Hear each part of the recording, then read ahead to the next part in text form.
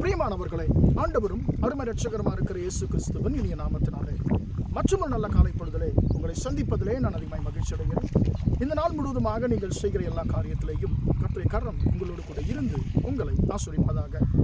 1 பேதுரு 5ஆம் அதிகாரம் 6ஆம் வசனம் இப்படியாக சொல்லுகிறது, அவர் உங்களை விசாரிக்கிறவரானபடியால் உங்கள் கவலைகளை எல்லாம் அவர் மேல் வைத்து விடுங்கள் என்று சொல்லி. இதனுடைய அர்த்தம் என்ன என்று சொல்லி நாம் பார்க்கும்பொழுது, ஆண்டவராகிய இயேசு கிறிஸ்து உங்களை குறித்தும் என்னை குறித்தும் அவர் அக்கறையுள்ளவராய் இருக்கிறார். அவர் கவலை கொள்ளுகிறவராய் இருக்கிறார் நம்மை குறித்து. எனவே நம்முடைய கவலைகளை நாம் யாரிடத்தில் கொடுக்க வேண்டும் என்று சொன்னால், நம்மை குறித்து கவலைப்படுகிற இயேசுவிடத்தில் நம்முடைய கவலைகளை எல்லாம் நாம் வைத்து விட வேண்டும் என்று சொல்லி பேதுரு ஒரு அறிவுரையை சொல்லுகிறார்.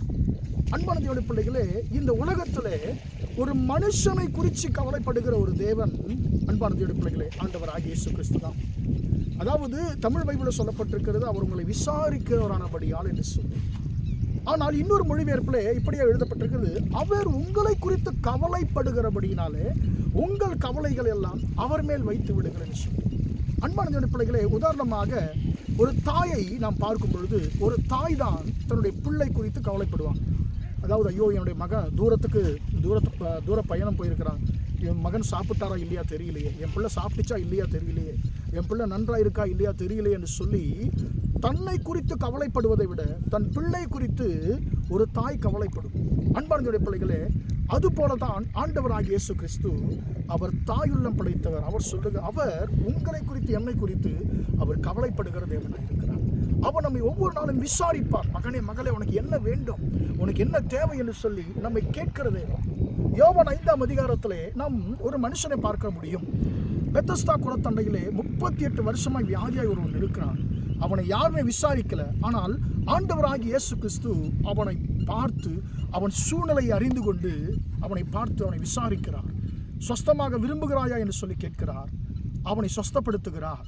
அன்பான தேவனுடைய பிள்ளைகளே, அதே போல இன்றைக்கு கர்த்தர் உங்களை விசாரிக்கிற தேவன். மகனே, மகளே, உன் தேவை என்ன, உனக்கு என்ன வேண்டும் என்று சொல்லி நம்மை விசாரிக்கிற தேவன், நம்முடைய தேவைகளை கொடுக்கிற தேவன். எனவே எனக்கு அன்பான தேவனுடைய பிள்ளைகளே, நம்மை குறித்து கவலைப்படாத மனுஷரிடத்திலே நம்முடைய தேவைகளை சொல்வதை காட்டிலும் நம்மை குறித்து கவலைப்படுகிற கர்த்தரிடத்திலே நம்முடைய தேவைகளை நாம் சொல்லுவோமாக. ஜெபிப்போமா. இரக்கமுள்ள தகப்பனே, உம்மை நன்றியோடு துதிக்கிறோம், ஸ்தோத்திரிக்கிறோம் ஐயா. இம்மட்டுமாக ஆண்டவரே, இந்த வார்த்தைகளை கேட்டு உங்களுடைய பிள்ளைகளை நீங்கள் ஆசீர்வதிங்க ஆண்டவரே. அவர் உங்களை விசாரிக்கிறவரானபடியால் உங்கள் கவலைகளை எல்லாம் அவர் மேல் வைத்து விடுகின்ற வார்த்தையின்படி ஆண்டவரே, உடைய பிள்ளைகள் ஆண்டவர் எதை குறித்தெல்லாம் கவலைப்படுகிறார்களோ அவருடைய கவலைகளை அறிந்த தேவன் ஆண்டவரே, இந்த ஆண்டவரே காலை வேளையில் ஆண்டவரே, எங்கள் கவலைகளை எல்லாம் ஆண்டவரே உடைய பாதத்தில் நாங்கள் கொடுத்து விடுகிறோம். உடைய பிள்ளைகளுடைய எல்லா விதமான கவலைகளையும் மாற்றி உடைய பிள்ளைகளை ஆசீர்வதிக்கும்படியாக ஜெபிக்கிறேன். இந்த நாள் முழுவதுமாய் உடைய பிள்ளைகளோடு கூட இருந்து ஆண்டவரே நீ நடத்தும்படியாய் இயேசு நாமத்தில் ஜெபிக்கிறேன் பிதாவே. ஆமென்.